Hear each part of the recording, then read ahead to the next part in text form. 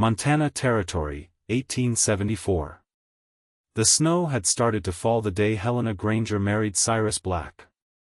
Soft at first, like it might change its mind, but by dusk it had buried the valley in white, the sky closing in like a coffin lid. She was only 21. The church had been cold, the pews filled with ranchers who knew better than to speak against a man like Cyrus, land baron, cattle king, and ruthless enough to hang a man for spitting near his boots. Helena's father had stood beside her with a face tight as rawhide, his debts to Cyrus paid in full with her hand. Cyrus was twice her age, hard-eyed and broad-shouldered, with a voice that cracked like a whip. He had not smiled when he kissed her. He had not looked at her once during the ceremony. By summer, she knew what it meant to live with fear. He ruled the ranch like a god. No music, no books, no laughter. She had once tried to fetch water without his say-so and spent the night locked in the cellar. When his temper flared, he broke things, sometimes chairs, sometimes ribs. She learned to stay silent and small. But worse than the bruises was the emptiness. He had no use for her beyond control. No kindness, no warmth. Just possession. The only place she found peace was at the edge of the property line, where the fences ended and the high pine ridges began. She'd take the old bay mare and ride up there when she could, sometimes just to breathe. That was where she first saw the stranger. He was leading a pack mule down a narrow game trail, his dark coat dusted with pine needles, a rifle slung across his back. He moved like someone who had spent years alone in the wild, quiet-footed and watchful. When he saw her, he paused. Tipped his hat. Said nothing. The next time, he spoke. "Your horse is limping." She turned in the saddle. Stone in her shoe, I think. He stepped closer. "May I?" She hesitated, then nodded. He crouched near the mare's hoof, and she caught the scent of cedar and smoke. His hands were rough but gentle, and when he looked up, his eyes were sharp and clear. "Name's Paxton Teller," he said. "Heading south." "Helena." She pulled her shawl tighter. "I live down there." She nodded toward the valley. "With Black." His face didn't change, but his voice did. "I heard of him." She nodded once. He stood. "If you ever need help, you can find me up near Granite Creek." "I don't need help," she said quickly. He only nodded. "All right." But she remembered that offer. Carried it like a stone in her pocket. Weeks passed. Helena kept her head down. Cyrus drank more. One night, he returned from town with blood on his knuckles and a rage so thick she could smell it. He threw a plate against the wall when she asked what happened. She found out later he had beaten a hired man half to death for speaking to her at the well. That night, she hid in the barn, curled up beside the mare, and whispered into the hay, "I am not going to die here." When she saw Paxton again, it was raining, the trails slick with mud. He had stopped by a fallen tree, whittling a piece of cedar. She came down the ridge on foot, dress soaked, hair plastered to her face. "I changed my mind," she said. He stood slowly. "About what?" "Your offer." He looked at her a long moment. "You sure?" She nodded. "I cannot stay there." He did not ask why. He only said, "Come on, then." They walked for over an hour. She did not speak. Neither did he. When they reached his camp, he handed her a dry blanket and started a fire. She sat across from him, watching the flames dance in his eyes. "You got family?" he asked. "No. Just me now." He nodded. "You can stay here tonight. Tomorrow, we ride." "Where?" "West. I know a place." They rode 3 days through rough country. He let her sleep in the tent while he took the ground. He hunted rabbits, made coffee, never looked at her too long. She started to laugh again, quiet at first, then real. Once, he handed her a wildflower, just because. She kept it tucked in her journal. On the fourth morning, they crested a ridge and saw the valley below, green pastures, low hills, and a creek winding through cottonwoods. "This is it?" she asked. He nodded. "Old homestead. Nobody's claimed it in years. I figure we could make something of it." She looked at him. "We?" He met her eyes. "Only if you want." She did not answer then. Just smiled for the first time in months. They built slow. A cabin with thick logs. A corral for the mare. He taught her to shoot, to trap, to fish. She taught him how to bake bread without burning it. They laughed more. Talked late by the fire. She told him about the books she used to read, the ones Cyrus had burned. He told her about the war, how he lost his brother at Cold Harbor and never went home after. Then one night, he reached across the fire and brushed a strand of hair from her face. "You are not hers anymore," he said. "You are yours." Her throat tightened. "I want to be yours," she whispered. He crossed the space between them and kissed her slow. Careful. Like she was something worth saving. And she was. But Cyrus was not a man to let go. Not without blood. The first shot came just after dawn, snapping through the stillness like dry bone under boot. Paxton woke before the echo faded, already reaching for his rifle.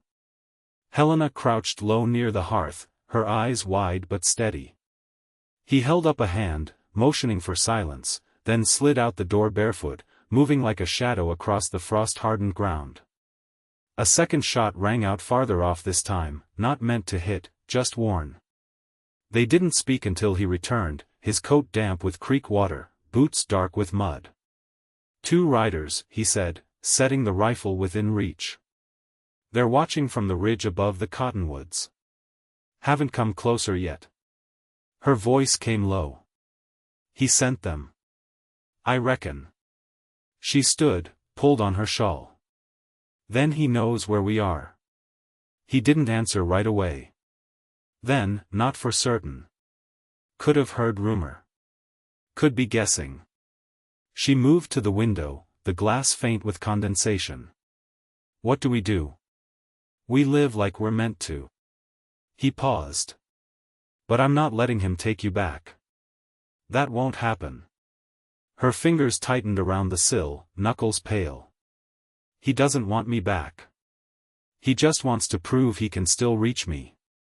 Paxton didn't argue. He knew the kind of man who needed control more than air. The kind who couldn't stand being left. That night, they didn't light a fire. They ate cold beans and cornbread, and he kept watch while she slept with her boots on.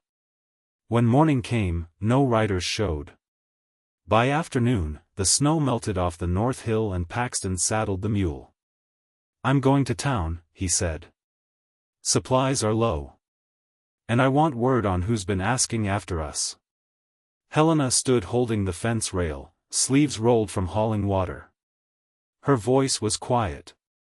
"Take the long trail. Not the cut through the pass." He nodded. She didn't ask when he'd be back. He didn't promise a time. It was 2 days before he returned. Mud caked his coat, and his jaw bore a healing scrape. He led the mule with care, and the moment she saw him walking, not slumped, something in her chest unknotted. "They've been inquiring," he said as she helped him unload the sacks.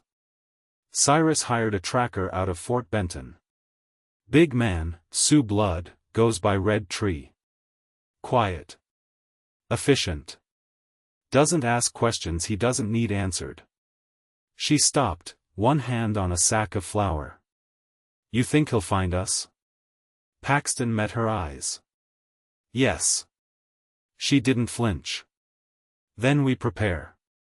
They worked side by side through the next week. Reinforced the door, dug a second root cellar wide enough to hide in, and stored water in earthen jars. The cabin no longer felt only like a home, it felt like a line drawn in the dirt. One morning, while she split kindling, she asked, "What did you do before this? Before the war?" He wiped sap from his hands with a cloth. "My father made saddles. I was meant to take over. But I joined up the day Sumter fell." "Did you ever go back?" His pause told her more than his answer. "No." They didn't speak of war again. Later, as she hung a kettle over the fire, she said, "I used to think safety meant quiet. Being left alone. But that's not what this is." He waited, not rushing her. "I feel safe now. But I'm not alone, and it's not quiet. It's just real." He stepped closer, slow as always. "You're safe because you're known here. You're not hidden. You're seen." She looked up at him. "I want to stay seen." His hand brushed her cheek, and there was no fear in the space between them now. No holding back. When their lips met, it was not stolen or sudden, it was steady. Like rain settling into thirsty ground. That night, wrapped in wool and breathless calm, they lay beneath the rafters he'd raised, her hair spread across his chest. She traced the scar near his collarbone, said nothing, and he let her. In the morning, hoofbeats came again. Not fast. Not many. She reached for her rifle while he opened the door. One man sat atop a gray gelding, reins loose. Tall, quiet-eyed, wrapped in a buffalo robe. Red tree. He didn't speak right away. Just looked at Helena, then Paxton. Then he said, "I was paid to bring her back. I won't." Paxton didn't lower his rifle. "Why?" Red Tree shrugged. "I've seen enough men like him. I don't hunt for them." Helena stepped forward. "Will he send someone else?" "Maybe. But not soon. I'll say you crossed into Idaho territory, headed south. That'll buy time." She looked at him. "Why help us?" He glanced at the land behind them. "This place. It feels clean. Leave it that way." Then he turned and rode off, disappearing into the trees. Paxton exhaled, deep and slow. Helena stood beside him, fingers curled around the doorframe. They didn't speak of it again. There was no need. They planted potatoes that spring. Built a smokehouse. She started carving wooden spoons, and he restrung an old fiddle with horsehair. They never said the word future. They just lived it. And when summer came, it wasn't just the land that had healed. It was them, two people once broken, now whole in the quiet way time allows. And this time, when she kissed him, it was with joy. Not escape. Not fear. Just love. Earned and steady, like everything else worth keeping. The wheat came up thin that first autumn, yellow stalks bowed under wind and dry sky, but Helena ran her hand through the rows like they were gold. She'd stitched a patchwork curtain for the window by the hearth, dyed with crushed berries, and Paxton had carved a rocking chair from pine felled last spring. The cabin had no lock on the door. None needed. One morning, while smoke drifted from the chimney and frost held to the grass, a rider approached from the west. Not fast, not cautious either. Paxton stood outside splitting kindling, his axe paused mid-air as Helena stepped to the porch. The man wore a coat worn threadbare at the elbows and a hat pulled low. He dismounted with a stiffness that spoke of long travel. His beard was dusted with trail dirt, and the saddlebags were slung heavy. "Name's Elias Monroe," he said, voice quiet but sure. "I heard there's a man here who knows how to mend rifle stocks." Paxton wiped his hands on his trousers. "I've done some work." Elias nodded and untied the bundle from his saddle. "This one belonged to my brother. Carved it himself. It split clean through the grip after a fall near Bitterroot." Paxton took the rifle, turned it in his hands. "I can fix it." You'll need to stay a few days. That suit me fine. Helena brought out a basin and warm cloth so Elias could wash. He thanked her without meeting her eyes, and she noticed the way his fingers lingered on the frayed leather of his coat, like it held something more than age. Later, as Paxton sanded down the cracked walnut stalk near the workbench, Helena brought in winter apples from the basket and laid them on the table. Elias sat near the fire, silent but not unfriendly. "You're headed north?" she asked. "Eventually," he said. "My folks are buried up near Lewistown. I go most years." She nodded, slicing into the fruit. "You travel alone?" "Used to have a dog. Coyotes got him last winter." She glanced at Paxton. He looked up from the bench, eyes flicking between them, then back to the wood in his hands. That night, after Elias retired to the shed with a wool blanket and the smell of smoke in his coat, Helena and Paxton sat by the fire, her head resting lightly on his shoulder. "He seems like a man who's lost more than he's shared," she said. Paxton rubbed his thumb along the grain of the rifle stock. "He don't carry much, but what he does, he holds tight." 3 days passed with light snowfall and the creak of the axe splitting wood. Elias stayed quiet, helping with chores without being asked. He showed Helena how to twist rabbit snares from twine and notched a cedar branch to make a clothes hook for the wall. On the 4th morning, he saddled his horse as the sun cracked through low clouds. The rifle, now mended smooth and true, sat wrapped in burlap. "Won't forget this," he said, shaking Paxton's hand. Paxton nodded. "Travel safe." Helena walked with Elias to the edge of the pasture. The wind tugged at her braid, and the smell of thawing earth rose from the ground. "If you pass through again," she said, "you're welcome here." He looked at her, then out toward the tree line. "You keep this place. It's rare to see something built out of care, not just need." Then he rode on, leaving only hoof prints and the faint sound of creaking leather. That evening, Paxton and Helena stood near the pasture fencing, watching the last of the sun spill across the hills. He reached for her hand, rough palm folding over her fingers. "I was thinking," he said, "come spring, we could dig a second well. Closer to the back field." She leaned into him, warmth blooming beneath her shawl. "And maybe plant corn this time." He turned toward her, face soft in the dusk. "If we're planting corn, we'll need a cellar that won't flood." "Then we build one," she said. He kissed her then, slow. Not from longing, but from deep contentment. The kind that comes when the world, even with its sharp edges and long shadows, finally begins to fit. Inside, the fire crackled low. The curtain swayed in the draft. Outside, the snow held off one more night. And at last, there was nothing left to run from. Only the life they had chosen, together. By the second winter, the land had begun to know them. The trails Paxton cut through the brush held firm under boot and hoof. The root cellar stayed dry after they laid gravel and oak boards at the base.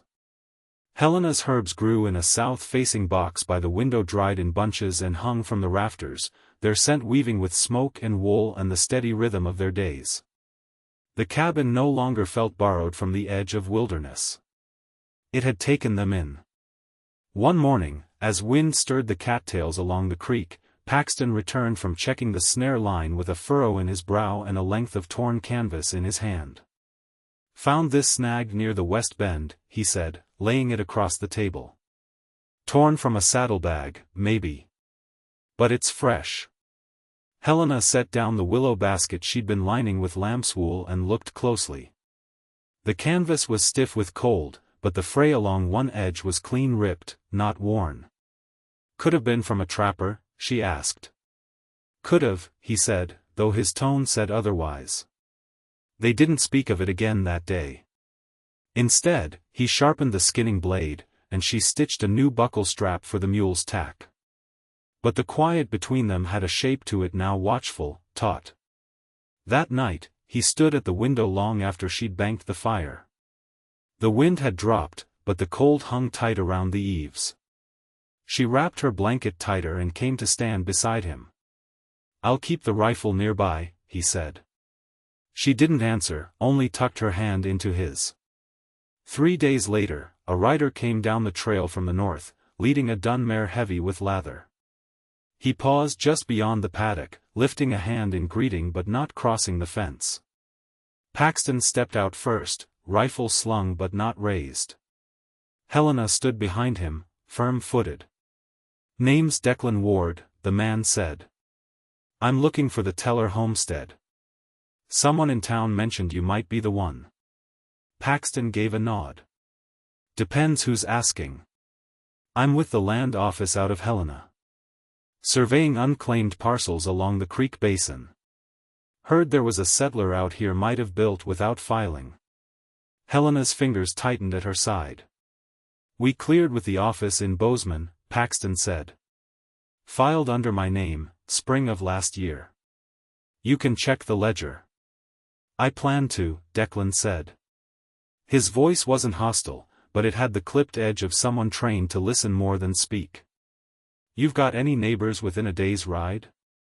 "Only the hills and the weather," Paxton said. Declan nodded once.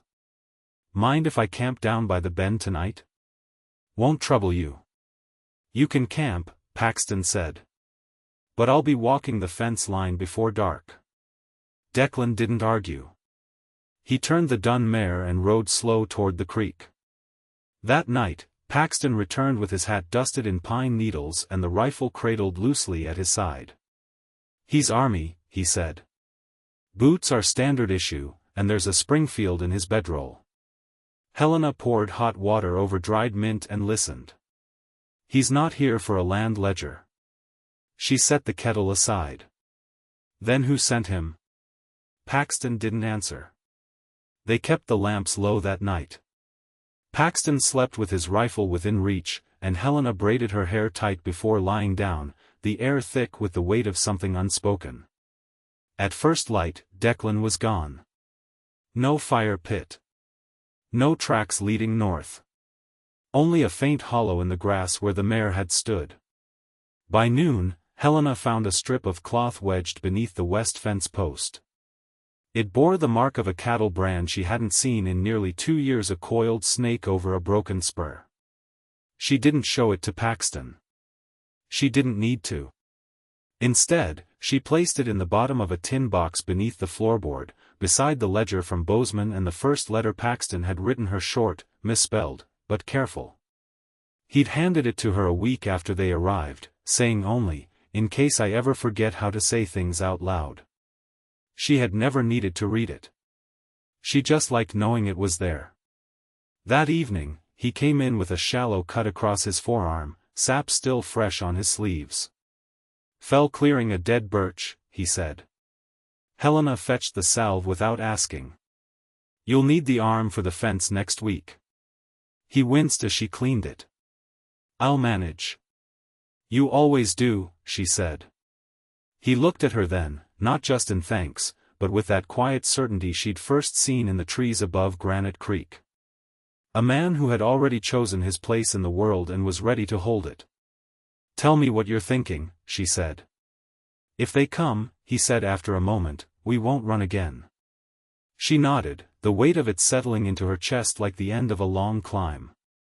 "I'm not afraid of him anymore," she said. "I know," he said. He kissed her brow, slow. Afterward, they sat by the hearth.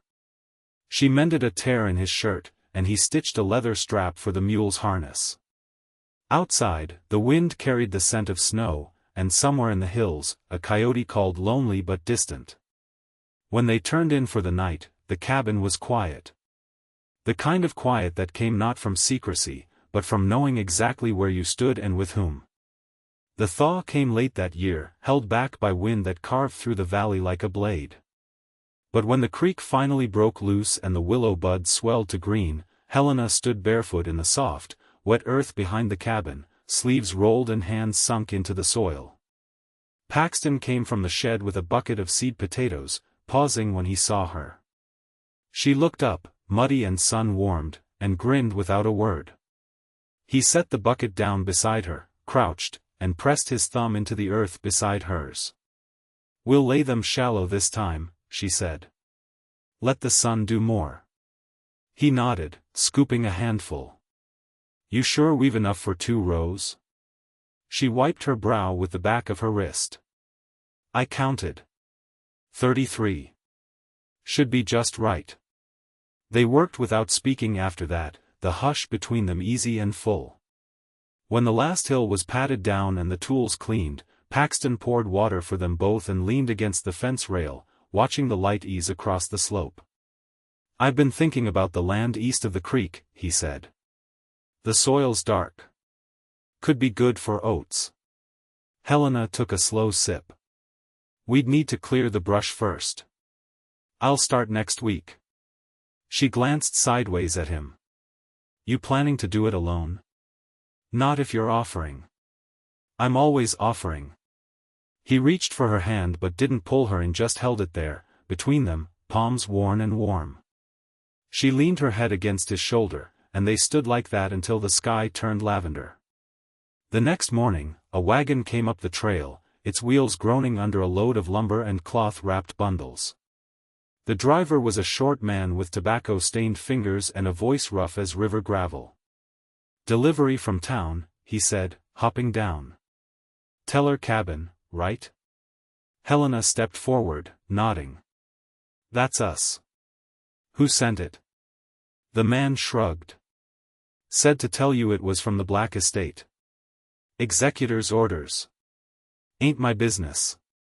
Paxton stepped out, wiping his hands on his trousers. "Black's dead?" "Shot himself near the stock sheds. Left no kin. Property went to bank." The man tossed down a bundle. "Guess he had debts nobody knew how to carry." He didn't stay long. Once the wagon creaked out of earshot, Helena knelt beside the wrapped bundles and untied the largest. Inside were 2 books leather-bound, the spines cracked but whole, and a folded shawl she hadn't seen since the day she left. Paxton stood behind her, silent.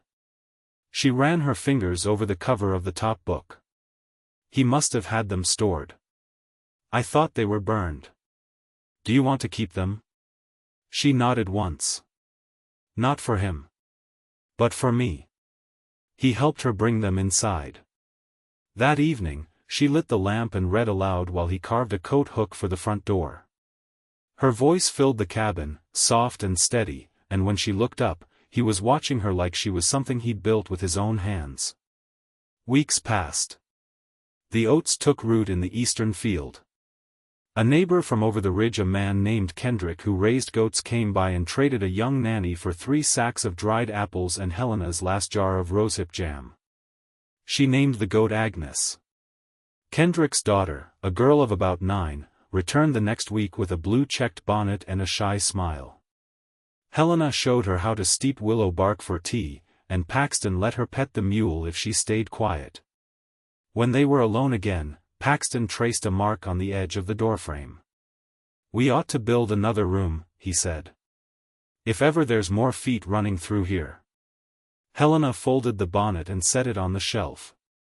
"You thinking of visitors?" "I'm thinking of what's next." She stepped to him, slid her arms around his waist. "I've been thinking about that, too." They didn't speak of marriage often, it never felt necessary. But that night, Paxton pulled a silver ring from a pouch beneath the floorboard.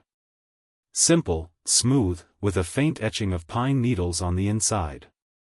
"My mother's," he said. "She gave it to my father the day they crossed into Dakota land." Helena held out her hand without a word. He slid the ring on her finger, and the silence that followed was the kind that held everything. That spring, they built the second room, Paxton cutting boards while Helena laid stone for the hearth. Kendrick brought tools, and the girl came along with 2 hens tucked in a basket. The days passed in long hours and good sweat.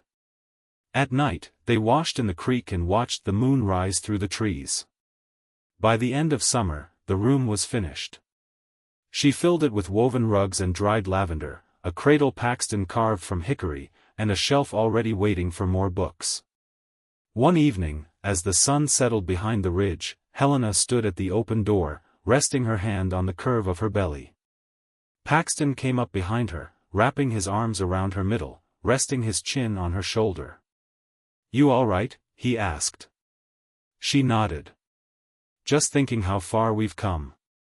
He kissed the edge of her jaw. "You made this place what it is. I made it with you." They stood there a long time, the air thick with pine and the sound of birds settling for the night. No shadows at their heels. No debt left to pay. Just the land, the quiet, and the home they had built with their own hands. Years later, their son would ask why there were initials carved into the edge of the porch. Helena would kneel beside him, tracing the letters with her finger. "That's where your father asked me to stay," she'd say. "And I said yes." And Paxton, leaning in the doorway, would smile without needing words. Because everything that mattered was already here. And it always would be.